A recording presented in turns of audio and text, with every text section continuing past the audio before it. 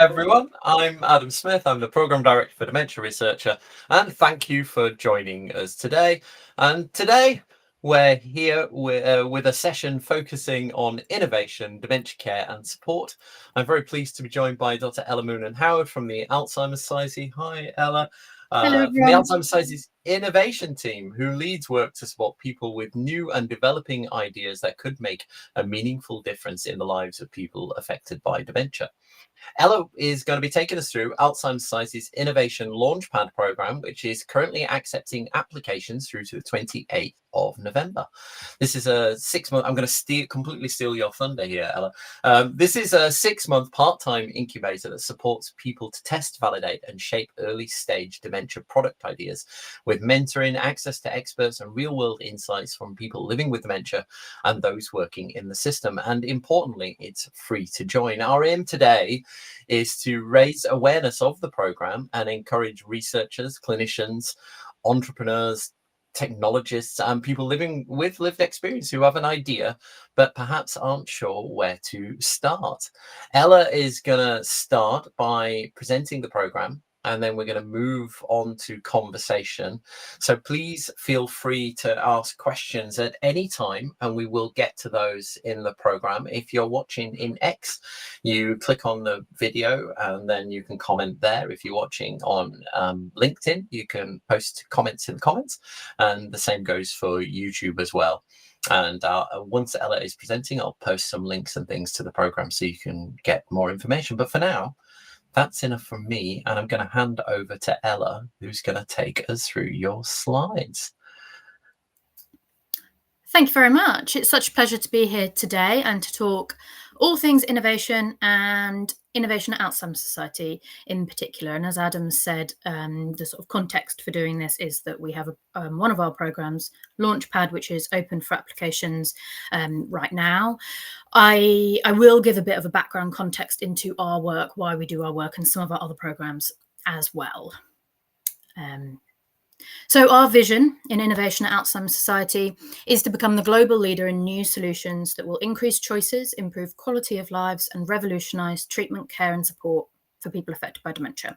We know that dementia devastates lives, and we believe that innovation can transform them. So that's going beyond removing the devastation of dementia, but also qualitatively improving people's lives. And how do we do that? We fund, we champion, and we support entrepreneurs building businesses that will realise sustainable and scalable impact for people living with dementia. And there's a couple of things that are crucial in there. When I say sustainable and scalable impact, I don't mean environmental sustainability, although that's also great. I mean that we believe that commercially scalable solutions, so solutions that can go on to be rolled out to many, many people internationally, is the best way for us to realise impact for people living with dementia. So rather than give grant funding for a period of time for a programme of work that then comes to a close, we invest in setting people up in commercial businesses, because then those businesses can bring in revenue and go on to generate bigger impact over a longer period of time and over for more people into the future. So that's really crucial to how we distinguish some of our work from research work, for example. And then there's three things there about funding, championing and supporting. So we, one of our programs, the Accelerator, we do invest in the businesses that we support. The Launchpad program is much more about championing and supporting entrepreneurs rather than investing in them. But crucially here, it's about holding someone's hand, the entrepreneur, the business person. This is really a long-term partnership between the organisation, Alzheimer Society, and the innovation team, and the businesses and the entrepreneurs to work with you to understand what you need to help you scale, to help you grow. So we really see that support and those relationships, they're quite intense and very long term. It's really about, a long-term relationship between us and you coming on one of our programs. Our remit is really large in terms of some of the challenges that we're looking to address with our work. So anything from risk reduction, so products or solutions that are tackling any of the known modifiable risk factors for dementia. So there may be ideas that people don't even think are dementia innovation ideas, things to tackle hearing loss or air pollution or some of those other things, right through to detection, diagnosis, and then also things that help people live better with long-term chronic health conditions and dementia, right through to end of life. So some of the products that we support are dementia specific, but some of them are not. Some of them are products that could help many people with long-term health conditions, as long as in doing so they do help people living with dementia. So the remit is big and broad, which is why we like it, because it's super exciting. Crucially, we want to support transformative solutions. So that means new technologies that have maybe like literally just been created. So we're all about being at the cutting edge of new tech, of new research, to try to leverage that to bring it to market for people living with dementia, but also potentially technologies that exist but have existed for a long time but haven't yet been applied to dementia as well. So we see we do quite a lot of work attracting new solutions to come in. And also some of the best ideas are some of the simplest. So if you've got an idea that isn't really technological potentially, but has potentially the impact to have a really transformative difference for people living with dementia, then we're also really interested in those. But it's about big, brave, bold, new ideas is sort of where we really like to work. And we support the earlier stage entrepreneurs. So Launchpad, the program that I'm going to go on to talk to a little bit, is all about literally right at the beginning of that. So anybody with an idea who's curious about how they might be able to spin this out or build this into a business or take this to market. And through that 6-month program, we help people get to a point in which they have a solid business case behind that and can be investment ready. And then our accelerator program takes businesses to market as well. So if anything sort of beyond that is probably out of our remit. So why us? Alzheimer Society are the biggest dementia charity in the UK, and we're the only dementia charity delivering frontline support services, funding academic research, and influencing at the highest levels of government. And now that means that we have pretty unparalleled reach and insight into the realities of what it's like to live with dementia, and we're able to connect anyone on our program in with people living with dementia and their families. We work really closely with services and with people living with dementia to make sure that lived experience is really embedded into those products, right? So we co-create sort of from the start and throughout. And that also means that we've got expert networks across the whole gambit, and we're a really trusted and valued voice. So we're able to give, I think, entrepreneurs and businesses confidence that they have an idea that people living with dementia want, first and foremost, that we think it's really solid, and then we can work with them to build that out to a place in which they have the confidence and the skills and the platform in order to be able to showcase to the world. Because I think sometimes in that early stage space, you know, maybe you've been researching an area, you're expert in it, you understand it all, you've got this niggling thought in the back of your mind of an idea that you think would really do something. It takes real courage and bravery to say, actually, you know, maybe I can solve this, I can build this. We think we're a really fabulous partner to be able to help you have that confidence and go on to do that. It's really taking action, right? So a little bit more about Launchpad specifically. As Adam said, it's a 6-month program. It's part-time, it's bespoke, and the aim, as I said before, is to help people test, to validate, and then to commercialize, so to build the business case around an early stage idea. Crucially, in terms of commitment, this is something that you could do alongside academic study or an academic role. We had some academics that came through our program last year, and it's quite a safe place in order to be able to test an idea, as I said here, but also test whether you do want to build a business, right? That, whether this is something that is of interest to you as well. It's free, it's fully funded. And it's bespoke. So there's a lot of coaching and mentoring that will help you with your specific idea and your specific needs based on where you've come from. And as I mentioned, Launchpad is one of several programs that we deliver. There's a sort of pipeline from Launchpad in which we have a cohort of between 10 and 15 into our accelerator, where we take 2 or 3, we give up to 100k worth of investment, and we really aim to sort of provide some rocket fuel behind the growth and scale at that point. We also have a partnership with the NHS Clinical Entrepreneur Programme for the Dementia Innovators Programme, which sits in a similar place to Launchpad, similar size cohort, and at the beginning, sort of early ideas phase. That's specifically for anybody in a clinical setting. So if you are a clinical academic or you have links into the NHS or a clinical role, then you can also consider applying for that program too. They're open for applications at the moment as well.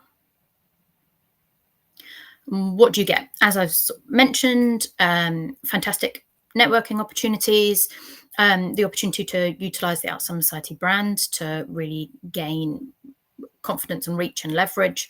We have one-to-one mentorship, both from someone, a mentor within the innovation team at Alzheimer Society, but also we have a partnership with Good Innovation where you get commercial mentoring from them as well.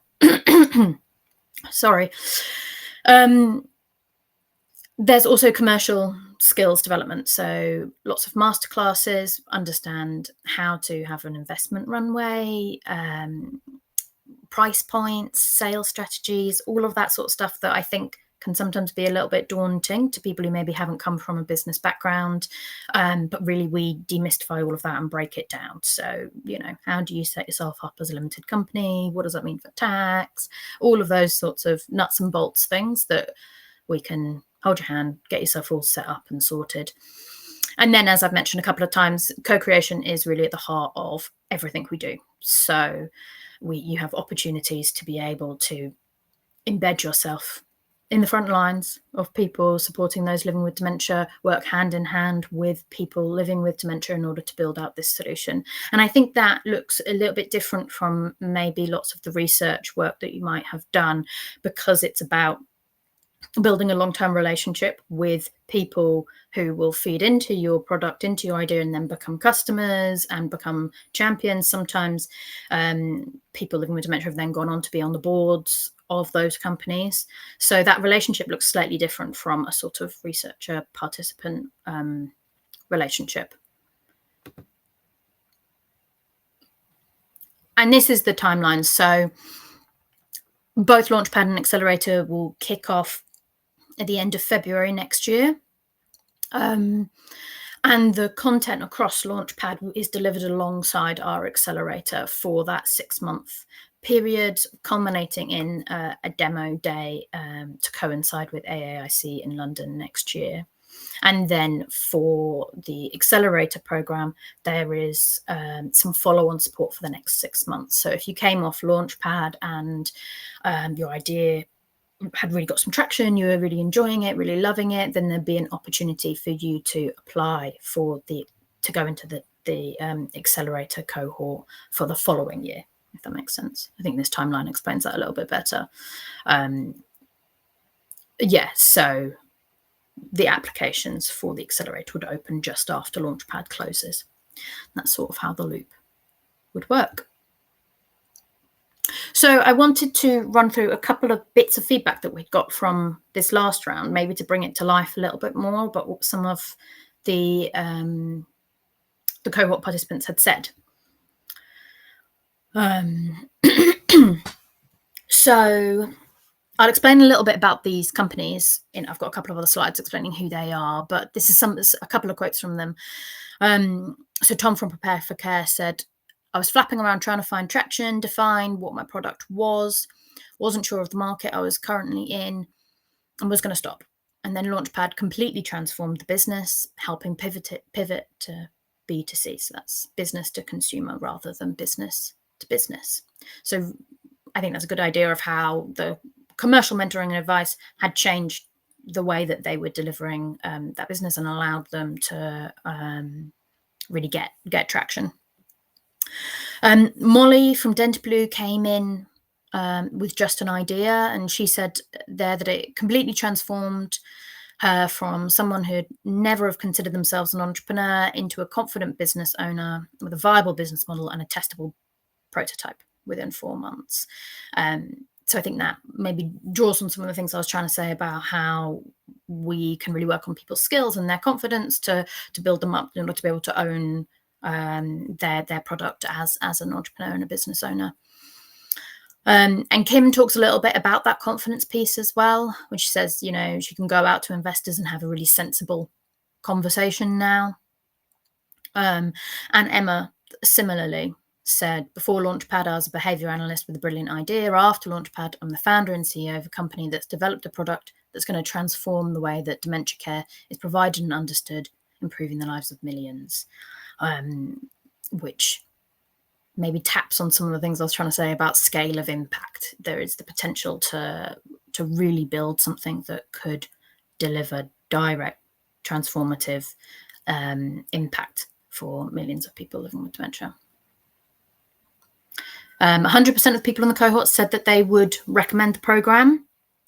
80% said that they were significantly developed or transformed in their confidence as a founder. 80% came out with a clear business model. 90% said that it helped them improve their understanding of pitching to investors, either a lot or completely. And 40% actually secured an expression of interest from a partner or a customer to carry on building what it is they were going to build. And a couple of stories of some of the cohort to give you a bit of a sense of some of the people who came through last time, and maybe bring it to life a little bit. So as I said, Molly from Dentblue was a dementia nurse, is a dementia nurse, and saw that the oral hygiene of lots of people living with dementia in hospital settings was not brilliant. Came up with a solution which is essentially an antibacterial jelly gum that is really soft, and people living with dementia can use to freshen their breath in between meals, in a hospital setting or in a care setting, as an additional benefit over and top of toothbrushing, for when maybe toothbrushing hasn't been enough in and of its own to ensure good oral hygiene.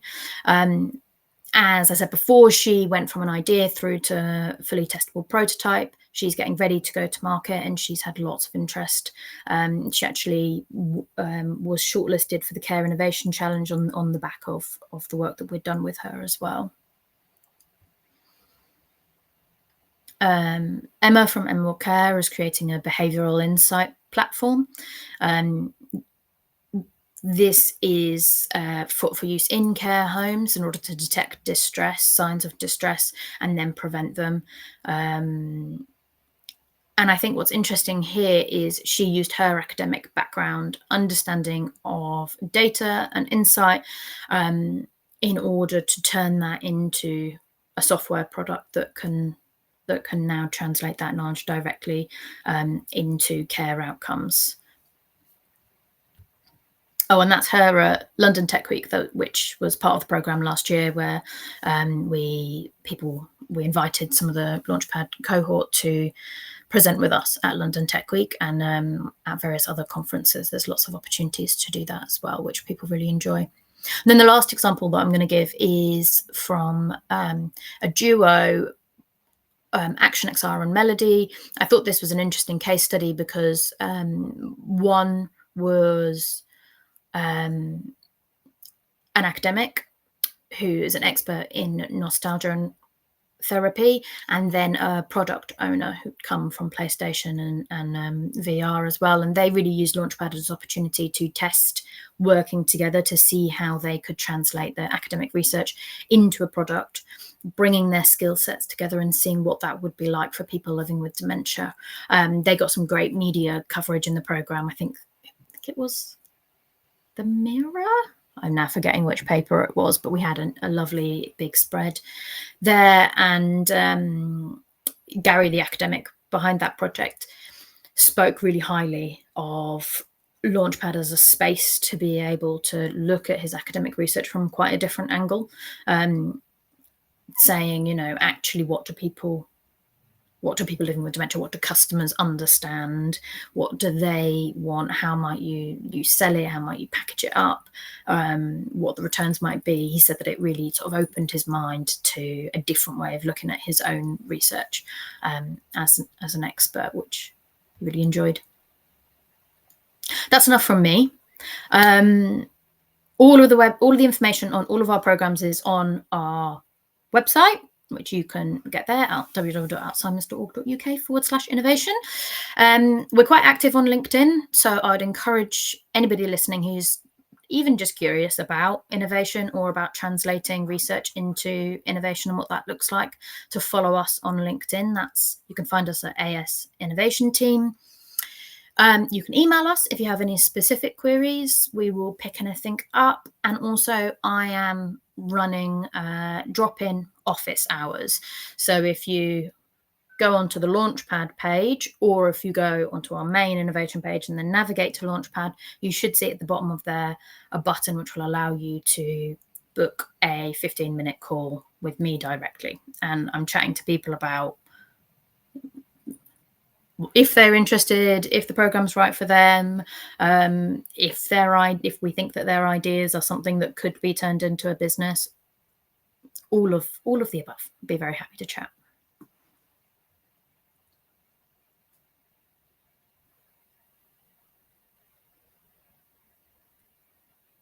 Thank you very much, Ella. That was really, really interesting and great to see. I'm interested to know, just a reminder for anybody watching, don't forget you can ask your questions now, whether that's specifically about Launchpad or innovation as a whole, or about the Alzheimer Society, or their funding and their work on innovation. Do drop those questions into the chat in whichever platform you're watching in.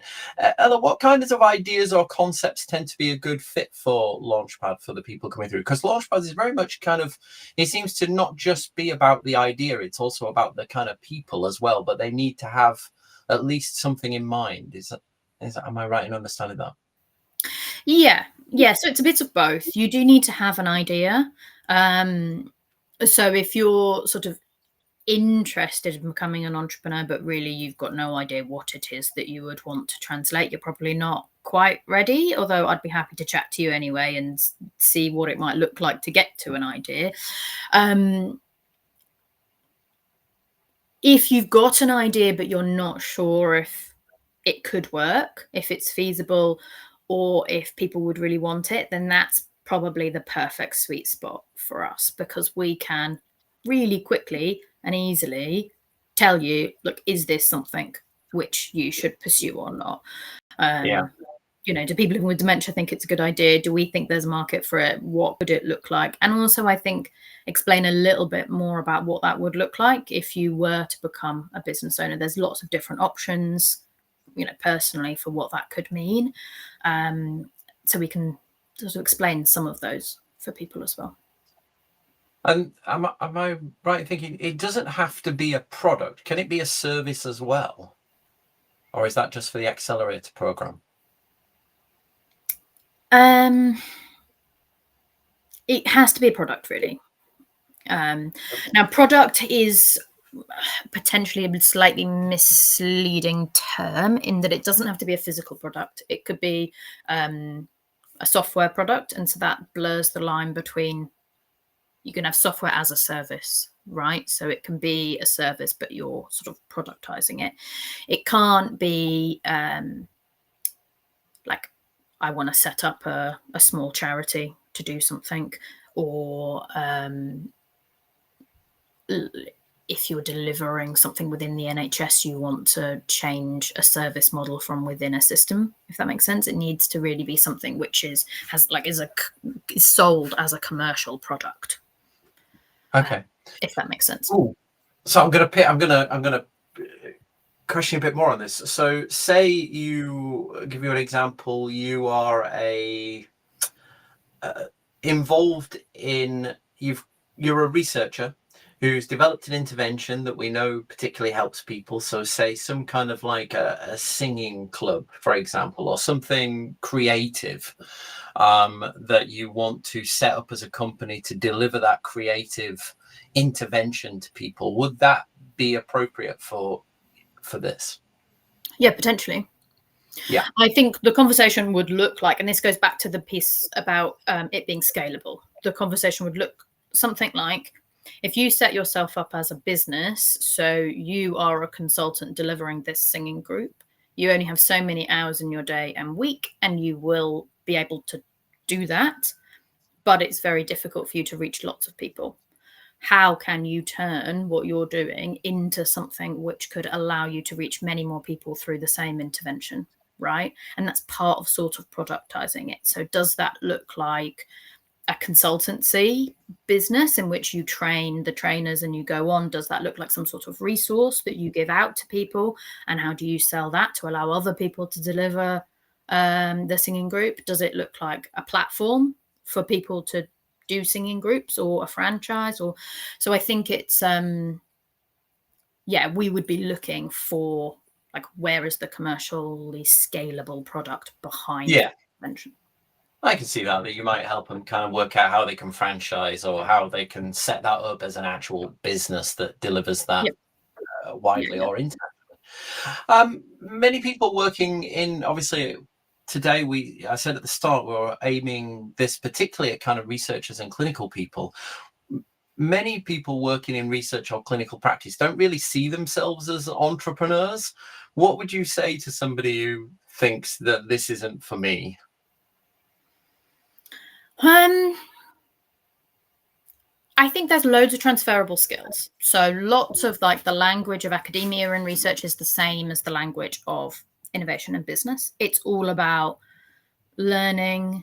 It's all about testing things. There is so much opportunity in terms of leveraging data and some of the skills in that, and translating that into solutions, the creativity.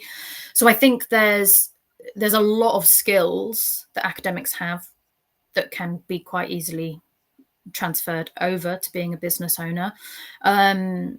There's also a lot of knowledge and fantastic ideas sitting in academia, right? You know the problems, the cutting edge solutions better than anybody else, right? So if you're thinking, oh, I've got this idea, but I'm sure someone else has done it, they might not have done.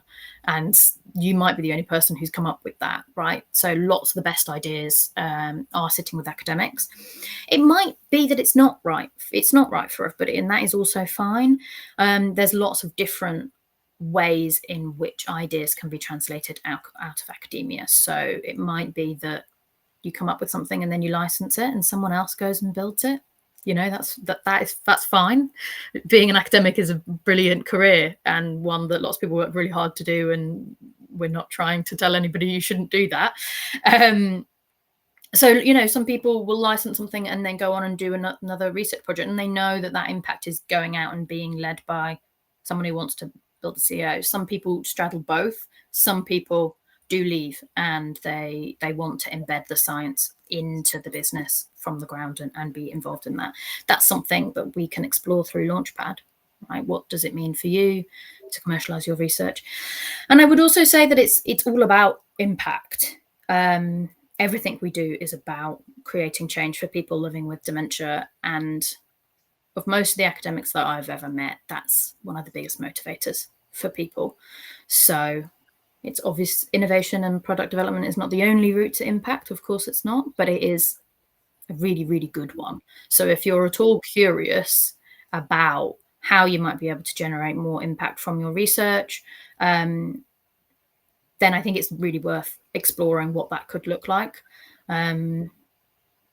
I would also say it's probably a good route for people who maybe have itchy feet. Things are faster, much more rapid, much more build as you go, learn as you go, rather than cross all the T's, dot all the I's. Is that the right way around? So if you're interested in maybe a slightly faster pace of working, then it's probably a good move. And you mentioned at the start that, well, you mentioned at the end there that you've got, you can drop in and you've got office hours. So I guess if you are thinking that I've got an idea, I'm not really sure if it is an idea or if this is for me, I'm guessing people can just book a time with you and drop in and have a chat Totally. in advance of putting in an application. Yeah, totally. And we've made the application form quite short. It's really simple and easy. It's not, like a big grant bid type thing, because it's all about trying to be as accessible as we can to diverse people with diverse ideas, to get them in and work with them to see if there's any merit and scope in those ideas and in that future for them. I did also want to say that I think there's potentially a bit more of a narrative around sort of research being spun out in like biomed or clinical settings. There's maybe slightly more of an obvious pathway there. We've seen some fantastic stuff come out of the social sciences, arts and humanities, and the care research as well. I think that maybe picks up on what we said before, that, this could be like a consultancy type model. It could be like a training manual, or some of those sorts of products maybe get slightly overlooked when people think, oh, this is all about like biomarkers, clinical hardware, and it's not necessarily. So if you're a social science researcher and you've got an idea, then this is also a place for you. And some of you gave some examples of previous ones. We did a live stream a few months ago now, probably 3-4 months ago, with Milbotics, that created the smart socks, which was one of yours, as an example of something. So obviously in that you had Zeke, who had the technical skills and the idea, but I'm guessing that if you've got the idea, it doesn't really matter if you've got the technical skills to fully follow through on that and make the product, as you said, part of that. You can create connections between people. Yeah, nobody has all of the things necessary to build a business. That's why people tend to not do it alone. And so there's always a bit of, okay, do you have the product or the domain expertise? Do you have the business skills? Do you have the tech skills? Which of the bits do you not have? Which of the bits can you get in as an advisor? Can you get in as to do a little bit of work? Which of the bits do you need to hire? And how do you make up your founding team? That's like a big thread of the development process to get people from 0 to 1. And there's lots of complicated negotiations around that. When do you give out equity? How do you know if you want someone to be a founder with you? How do you know that's a good relationship? When do you get money on board? And how do you know they're the right skill sets, and et cetera, et cetera, et cetera. But that's lots of stuff we can navigate with people, right? Understanding. Well, building their confidence, I guess. It's that kind of building their confidence, not just their business plans. I remember talking to, I came to one of your workshops that you did in Leeds. It might be last year now, I guess, or very start of this year.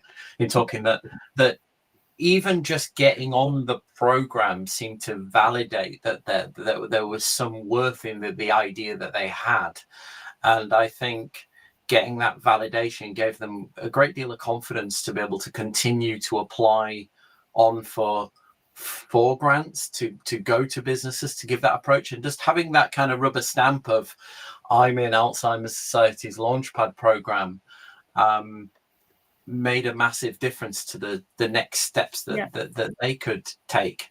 Yeah. And I think that's because that rubber stamp is the stamp of approval from people living with dementia. We have people with lived experience and their carers on all our panels, and other experts that understand the needs and the challenges.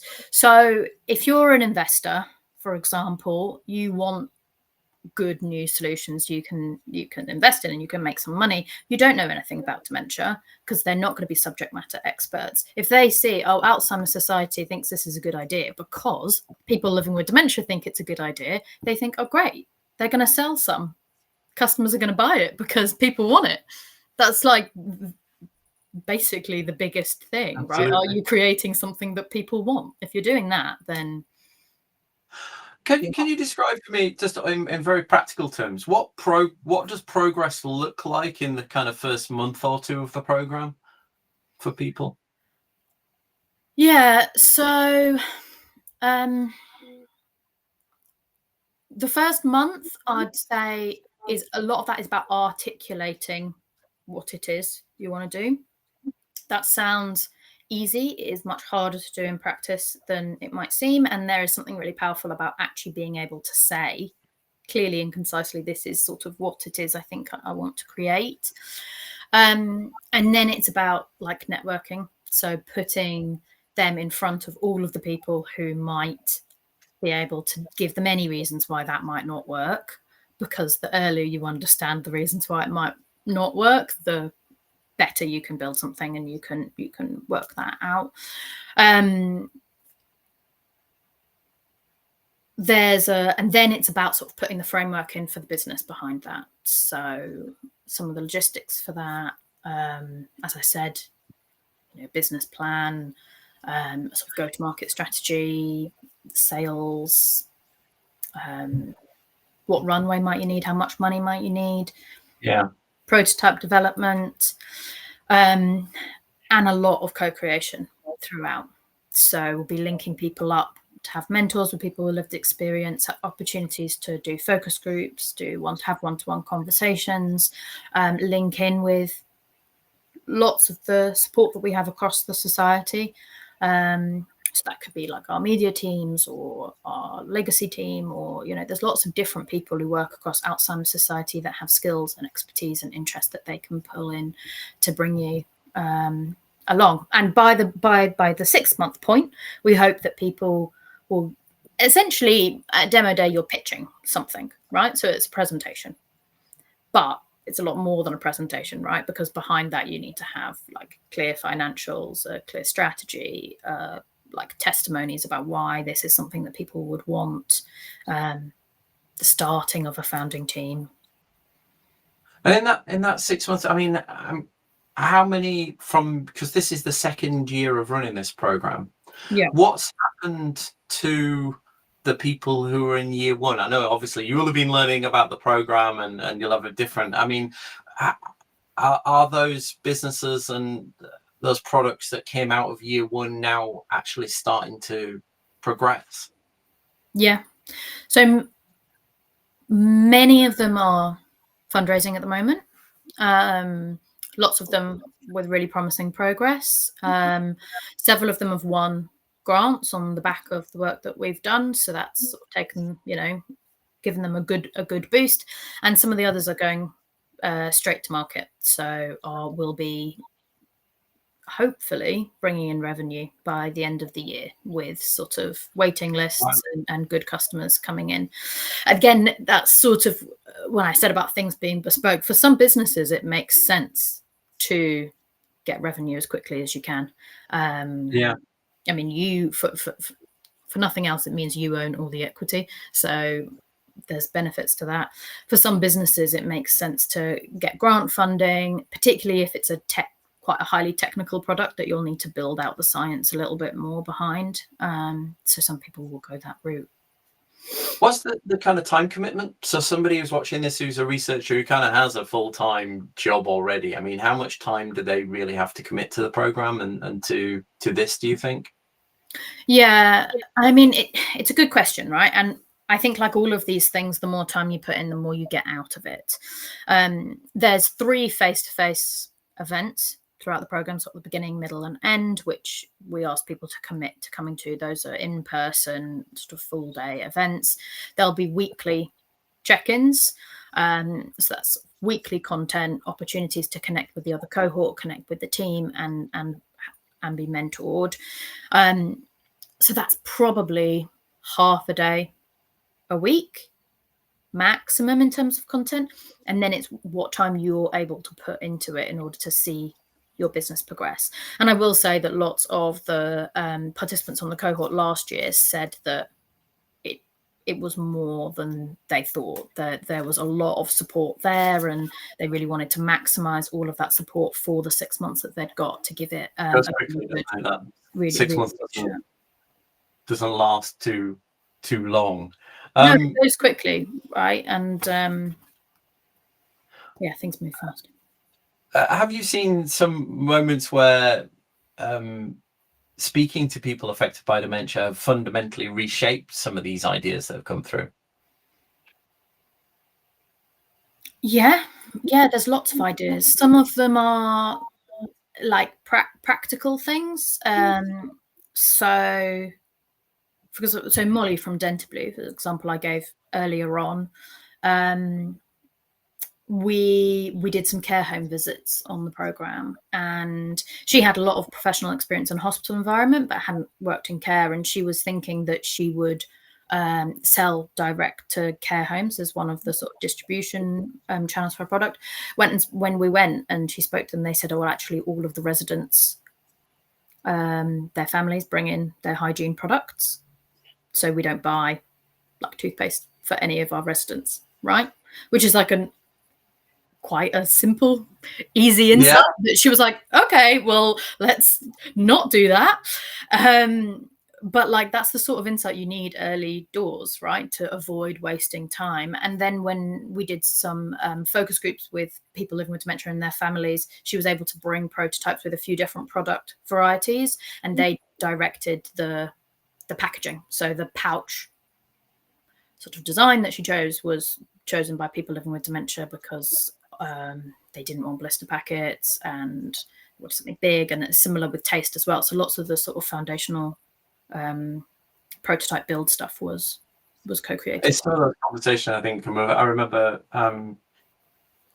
hearing from somebody when we were I can't remember if it was from Zeke or something, when we were talking about the idea that lots of people had the, want to incorporate wearable technologies have become a huge thing, haven't they? Or the data, the rich data, and the how you can put the data from wearable technologies into use to help people, whether that's tracking their location or their heart rate, or whether somebody's fallen over, or are they going next to something hot in the kitchen, whatever it is. And then hearing that they were expected to wear this like a watch, and everybody going, yeah, but I've worn this same watch for 30 years. I'm not going to change my watch. And I can't wear anything on this wrist. And you're going, oh yeah, of course. When you hear about that, makes sense. Or and I think for researchers that are considering this, I've written on this a couple of times, that there is a sense of frustration, I think, about the gap between discovery and implementation. And quite often research studies get stuck in research because the ability of taking that idea or that service that you've created and bringing that into the reality, whether that's selling that to the NHS or into care homes, as you said, there's no direct way to do that in research. Whereas I think starting a business, taking this down the innovation route is a great way of easing some of that frustration. And not everybody's an innovator, but you can learn the skills, you can set this up, pass it along, have somebody else run the bit. As you've said, there are lots of ways to do that. I think anybody who's watching this and has a sense of frustration that they've got a great thing that just doesn't exist, that this could be a brilliant introduction and a way to get that going. Yeah, and you're really close to the impact as well. The best products, the best businesses are the ones that listen as closely to their customers as they possibly can. So you really see, I've built this thing and it is in your hands, and you get that direct feedback from people saying, oh, this has really changed what I can do, or this has made something easier, or you see the reviews for better or worse. You're really, really close to that impact, that voice. So for anybody watching, just a reminder that you can ask your questions. We haven't had any yet, so I'm going to talk a little bit now, Ella, just to try and do a little bit more of persuading people who might be watching who are clinical or work in academia about that kind of career direction, a little bit of your own journey, because you were in research, you came from that academic background. What was the moment or feeling that you considered moving into innovation rather than continuing on that traditional academic path? Yeah, I think I don't think I realized how closely the worlds were aligned, and how or how similar or different things were, right? So during my PhD, I did an internship with a social impact venture firm called Zinc.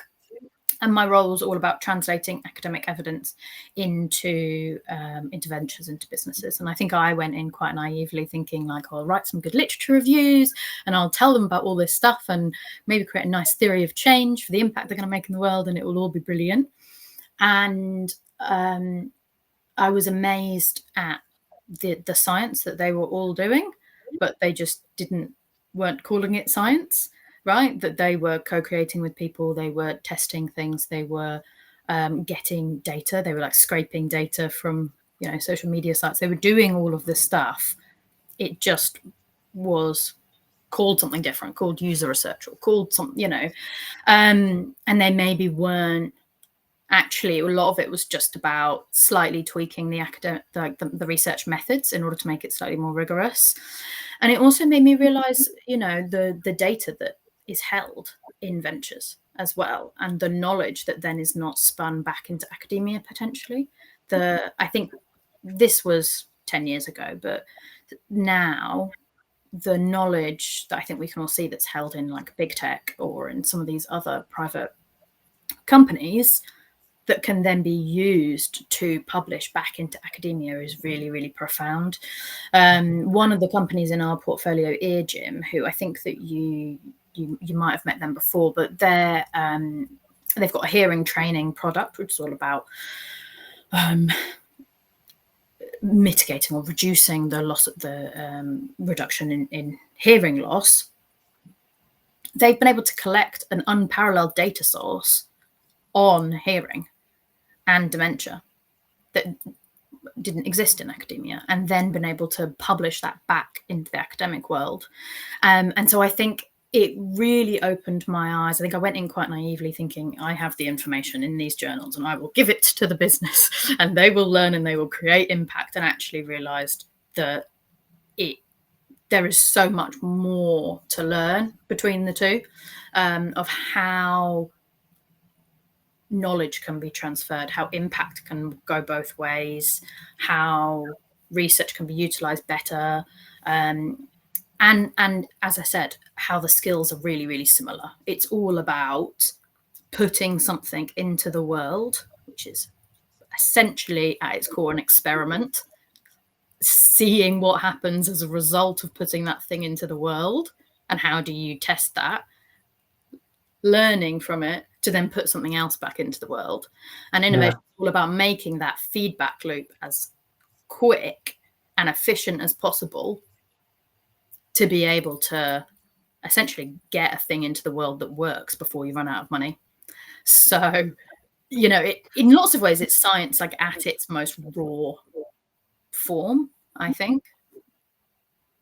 And what do you think is, I mean, as you've said, I think you've probably already answered this by talking about being so close to the intervention. But for researchers and clinicians who might be listening and feeling curious, but a bit uncertain, what's been the most rewarding, do you think, working with the innovators and the kind of founders of these companies? It sounds obvious. It's seeing this stuff kind of get into people's, and you've had so many successes. I mean, the jelly drops, the man who makes the books, I can't remember. I can remember the products, the jelly drops, the socks, the EarGym, the person who makes the book. I mean, you've got a great track record of picking services that are going to be and products that are going to go on to be successful. So how rewarding is that? It's incredibly rewarding.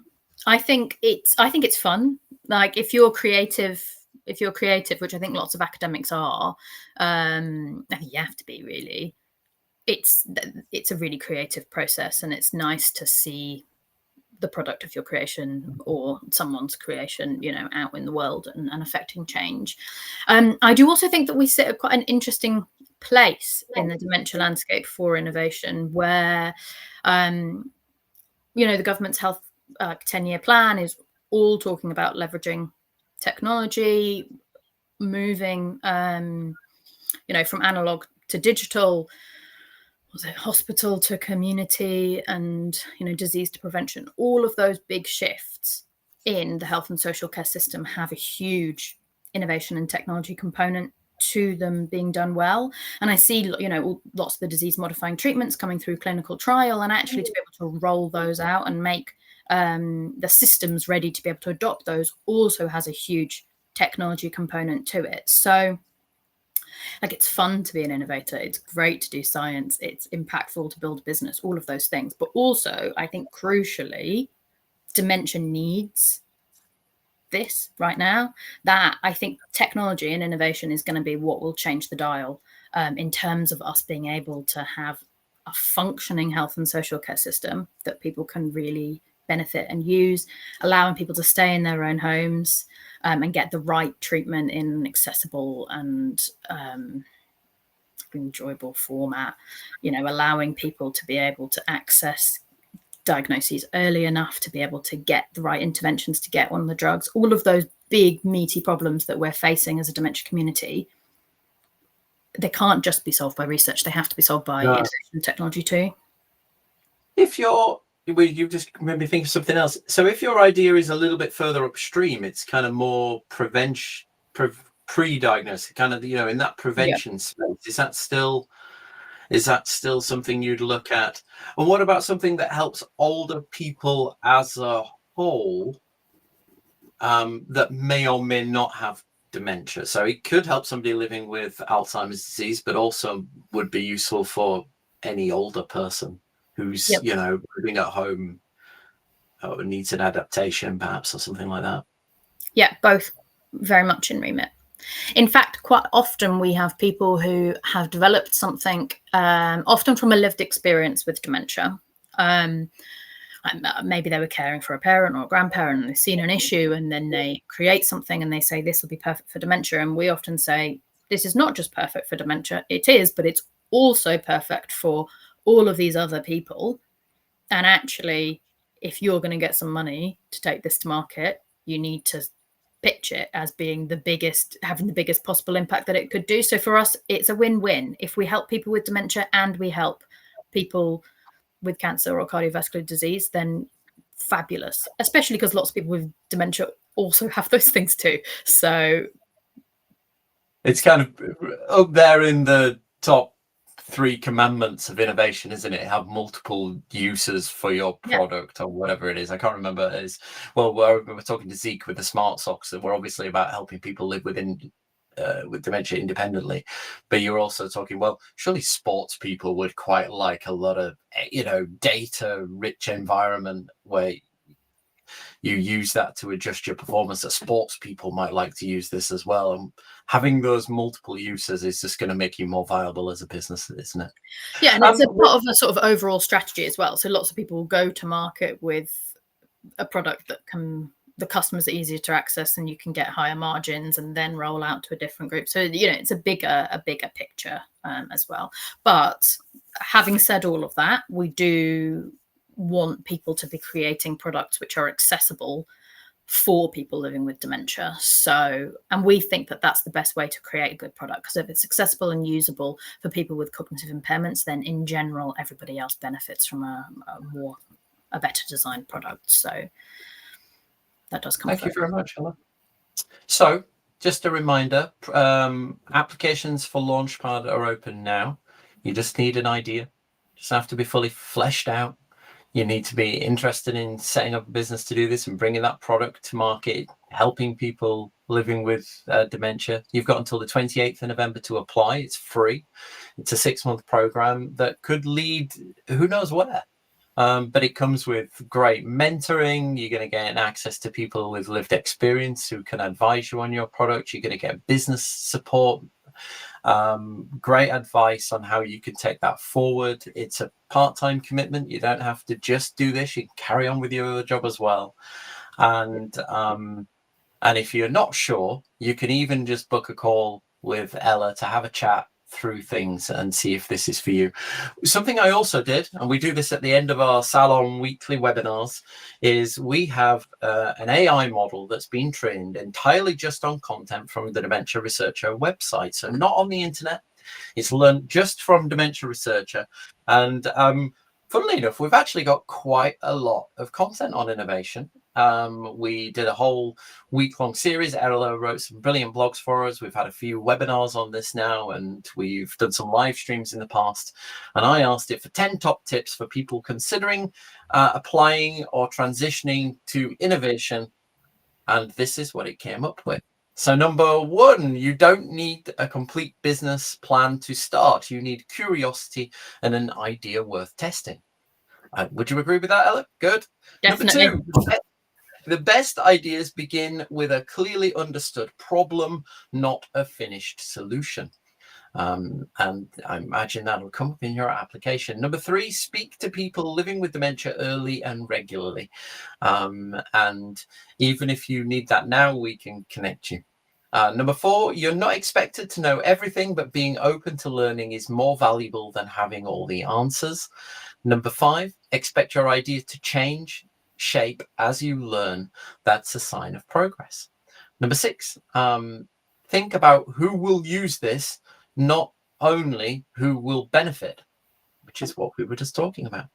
Number seven, keep your first test small and simple. Number eight is a good pitch tells a clear story, who it helps, why it matters, and why now. Number nine, surround yourself with people who can challenge your thinking kindly. And number 10, apply even if you feel unsure. Most people who succeed start out uncertain. I think all of that sounds sensible. I'm sure you could come up with 10 more top tips. I was going to say I'll quit now because AI did a far better job than I just did. That was brilliant. Not at all. So, I mean, at the heart of this, 900,000 people are currently living with dementia in the UK. This figure is set to exceed 1.6 million people by 2040.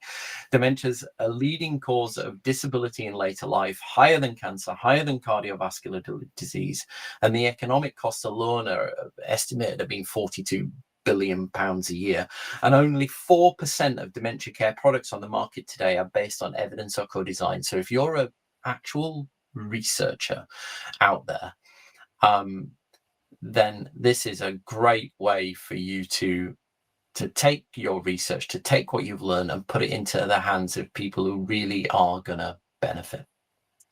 Thank you very much to the incredible Dr. Ella Moonan Howard. Thank you. Just a reminder again what the website is. We've got a QR code in the top there. You can take a screen grab on your phone or take a quick picture now of the QR code if you want the link. I'll pop that in the chat as well. But what's the URL again, Ella?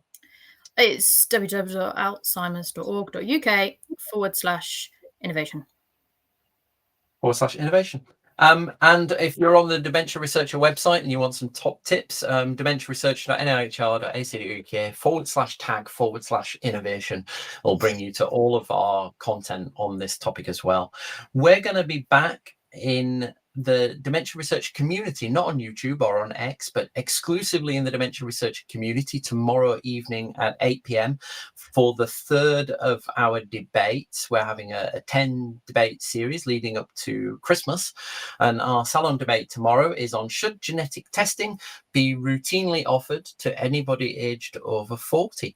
If you're interested to learn more about that topic, Dr. Oscar Lazo and Professor Terry Quinn will be each taking a side of the ring to debate that issue.